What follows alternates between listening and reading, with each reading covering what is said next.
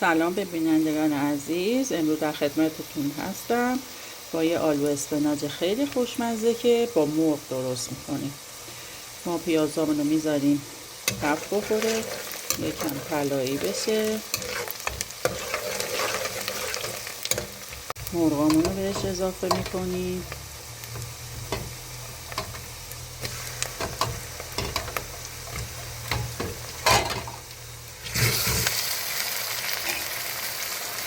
میذاریم که با پیاز خوب تفت بخوره. یه غذای سنتی بسیار خوشمزه.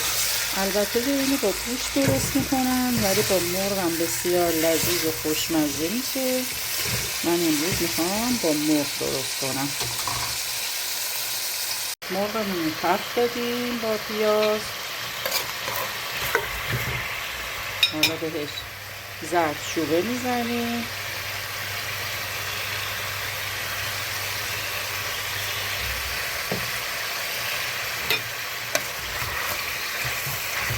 هم میزنیم قشنگ تا روغن سرخ بشه.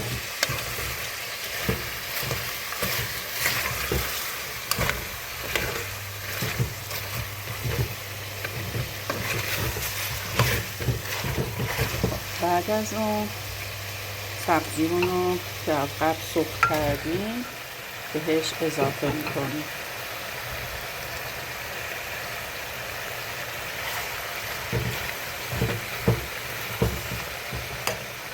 درشو میذاریم که یکم بافتش نرم بشه.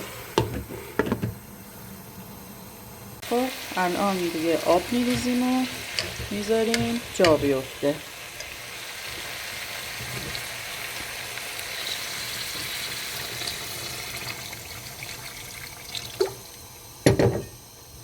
هم میزنیم. خب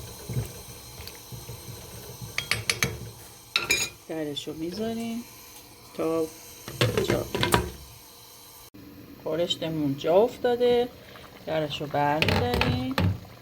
حالا آلو بهش اضافه میکنیم برای طعمش که ملس بشه. نمک و فلفل بهش اضافه میکنیم و میذاریم که قشنگ این جا بیفته.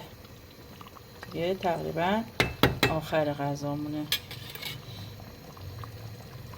خب خورشت آلو اسفناجمونم که آماده شده، جا افتاده. با مرغ درست کردم، بسیار خوشمزه و روغن انداخته حسابی. خب حالا میایم سروش میکنیم، میریزیم روی این تدیگای خوشمزه. جای همه دوستان خالی.